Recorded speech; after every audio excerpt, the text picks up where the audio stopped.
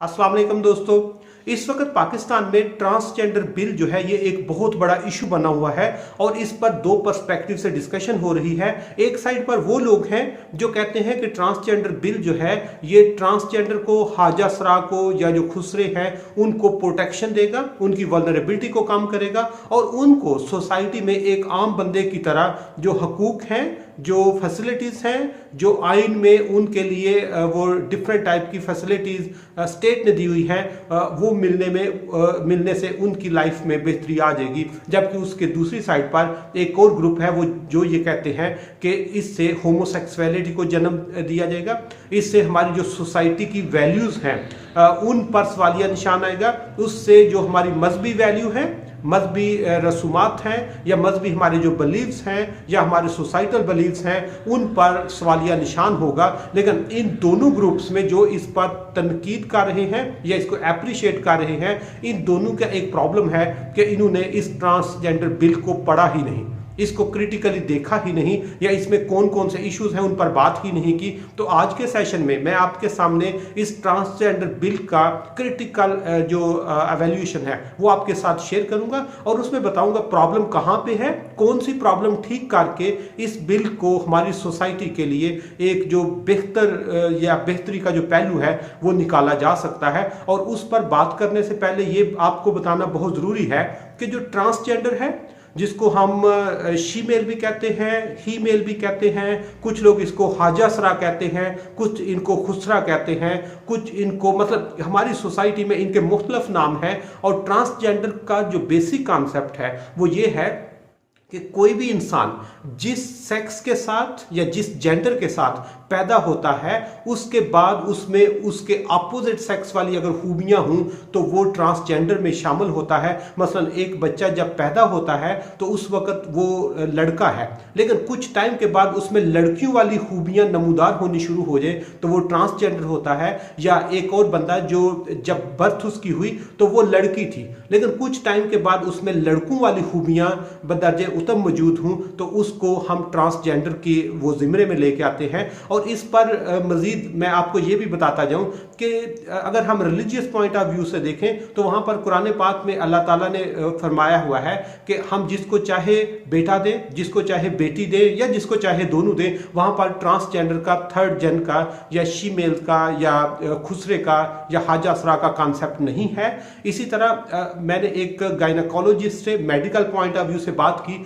तो उन्होंने कहा कि जिस वक्त कोई भी बच्चा उसका जन्म होता है तो वो या मेल होता है या फीमेल होता है, थर्ड ऑप्शन नहीं होती। और अगर किसी वक्त जेंडर को रिकग्नाइज कराने में प्रॉब्लम हो तो हम उसका हार्मोनिक टेस्ट करते हैं और हार्मोनिक टेस्ट की बेस पे पता चलता है इसमें मेल के हार्मोन ज्यादा है या इसमें फीमेल के हार्मोन ज्यादा है और जेंडर आइडेंटिटी कोई प्रॉब्लम नहीं होती। इसी तरह हमने उसको मुख्तलिफ सोसाइटी के पर्सपेक्टिव से देखा तो पता चला कि जो जेंडर है, जब बच्चा पैदा होता है तो वो अपने एक स्पेसिफिक जेंडर के साथ पैदा होता है, लेकिन वक्त के साथ साथ जब बच्चा बड़ा होता है जनरली 5 से 15 साल के दरमियान उसकी लाइफ में एक चेंज आती है। कुछ ऐसे बच्चे होते हैं जो मेल होते हैं शुरू में बचपन में, लेकिन वक्त के साथ साथ उनमें फीमेल वाले हार्मोन्स की ज्यादती हो जाती है। फीमेल हार्मोन्स में जब इजाफा होता है तो उसकी पर्सनैलिटी में फीमेल वाली उसमें खूबियाँ ज़्यादा पाई जाती हैं और उस मेल में जब फीमेल वाले हार्मोन्स, फीमेल वाली खूबियाँ ज़्यादा पाई जाती हैं तो उसको मेकअप करना अच्छा लगता है, उसको सेंसिटिविटी अच्छी लगती है, उसको लड़ाई झगड़ा मार्कटाई से नफरत हो जाती है तो वो उसको हम खुसरा कहते हैं, हौजसरा कहते हैं। और ये ट्रांस फीमेल्स होती हैं, मतलब इन्होंने ट्रांसफॉर्म होके मेल से फीमेल की तरफ उनका वो झुकाव होता है। जबकि दूसरी साइड पर कुछ घरों में लड़कियां जब पैदा होती हैं वक्त के साथ साथ उनमें मेल हार्मोन्स में इजाफा हो जाता है और वो लड़कियां, उनको मेकअप से कोई लगाव नहीं होता, बनाव श्रृंगार से कोई उसका वो सरोकार नहीं है, बल्कि उनको लड़ाई झगड़ा अच्छा लगता है, उनको वो जो हार्ड जॉब्स होती हैं वो अच्छी लगती हैं, उनमें मर्दों वाली खूबियाँ ज़्यादा होती हैं तो वो ट्रांस मेल्स होते हैं। और जब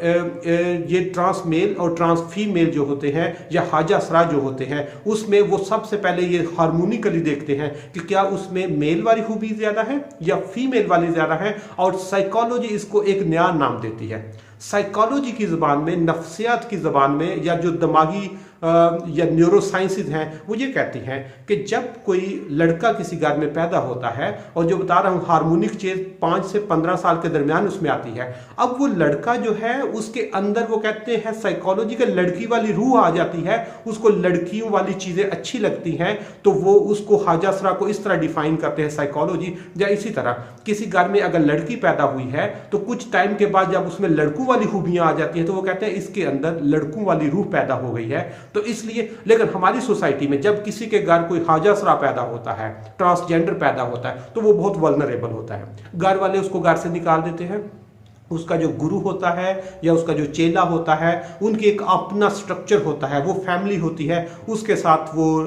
गुजारा करता है, और फैमिली सारी ज़िंदगी उसको अपने नाम के साथ अटैच नहीं करते। उसकी प्रॉपर्टी में कोई राइट नहीं होता, उस बेचारे के पास एजुकेशन का कोई राइट नहीं होता, उसके पास जॉब का राइट नहीं होता, उसके पास गवर्नमेंट की कोई पॉलिसी भी ऐसी नहीं कि वो जो ट्रांसजेंडर को प्रोटेक्ट करे। तो इसलिए ये बहुत ज़्यादा वल्नरेबल ग्रुप होता है हमारी सोसाइटी। अब ट्रांसजेंडर का एक एस्पेक्ट कि ये ट्रांसजेंडर कौन से लोग होते हैं, किस तरह के होते हैं, ट्रांस मेल और ट्रांस फीमेल क्या होते हैं, और उसमें जब किसी मेल में फीमेल वाली खूबियाँ आ जाए या फीमेल में मेल वाली खूबियाँ आ जाए, तो अभी तक इस ट्रांसजेंडर बिल से पहले इसका एक प्रोसीजर था कि मिनिस्ट्री ऑफ इंटीरियर के थ्रू पार्लियामेंट हाउस से इसकी परमिशन ली जाती थी कि किस तरह जो मेल फीमेल बनना चाहे या फीमेल मेल बनना चाहे तो उसको सर्जरी के थ्रू उनका जेंडर ट्रांसफॉर्म किया जाता है। और उसके लिए इस वक्त पाकिस्तान में 18,000 ऐसी एप्लीकेशन पड़ी हैं जिन्होंने मेल से फीमेल बनने के लिए वो रिक्वेस्ट की हुई है,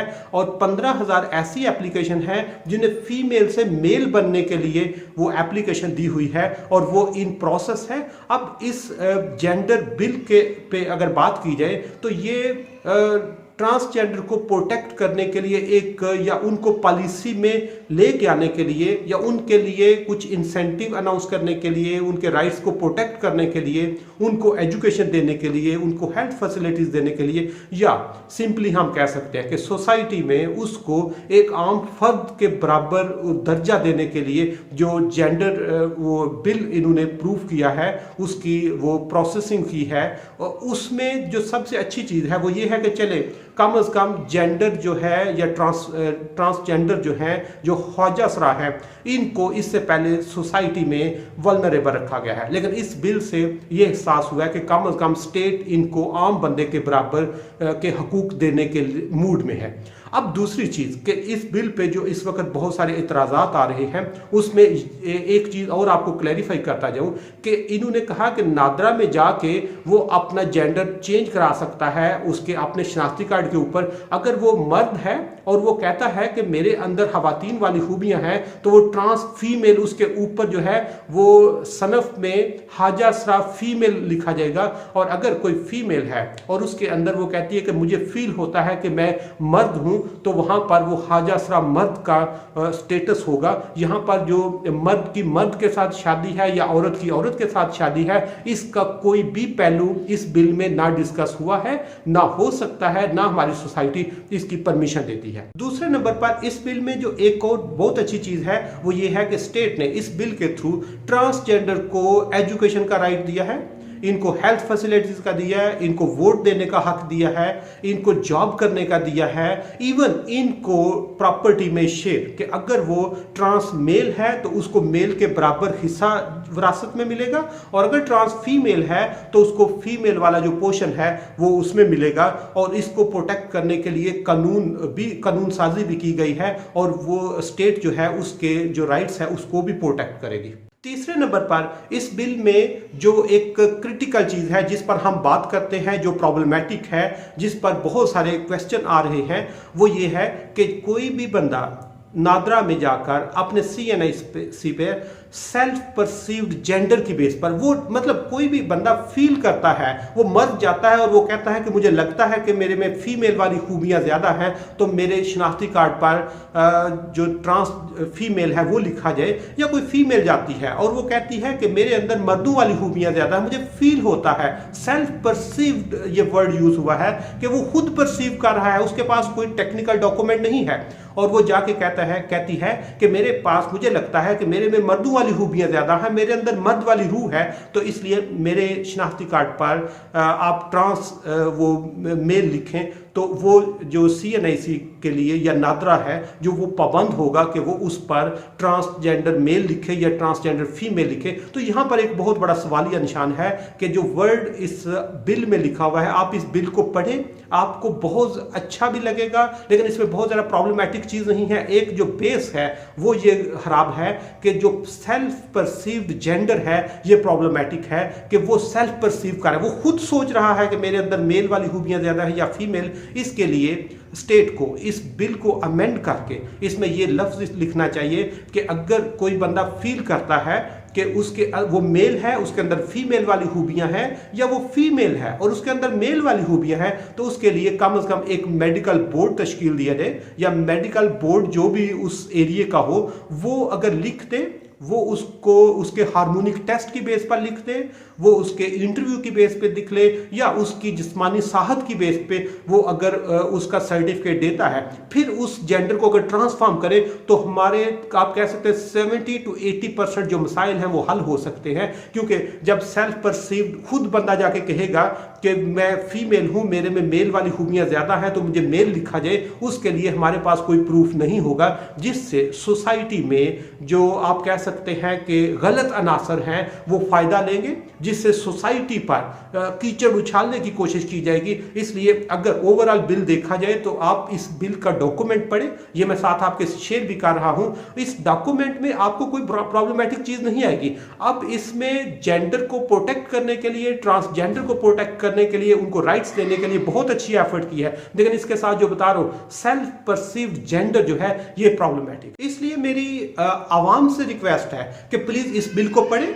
जहां पर आपको हाजसरा नजर आए उसको एक इंसान के बराबर डील करें, उसको रिस्पेक्ट दें, उसको एजुकेशन दें, उसको जॉब दें, ताकि वो भी एक आम इंसान की तरह एक रिस्पेक्टेबल जिंदगी गुजार सके। और साथ ही मेरी अरबाब अख्तियार से भी अपील है कि इसमें जो आपने सेल्फ परसीव्ड जेंडर का वर्ड इस्तेमाल किया है उसको चेंज करके उसकी जगह सिर्फ मेडिकल बोर्ड को ही तश्कील दे दें, उसके लिए कोई इस तरह का प्रोसीजर अनाउंस कर दे, ताकि कोई भी इस तरह का जो प्रॉब्लम्स हैं, जो लोगों के ज़हन में बहुत सारे क्वेश्चन आ रहे हैं, उनसे छुटकारा हासिल किया जा सके।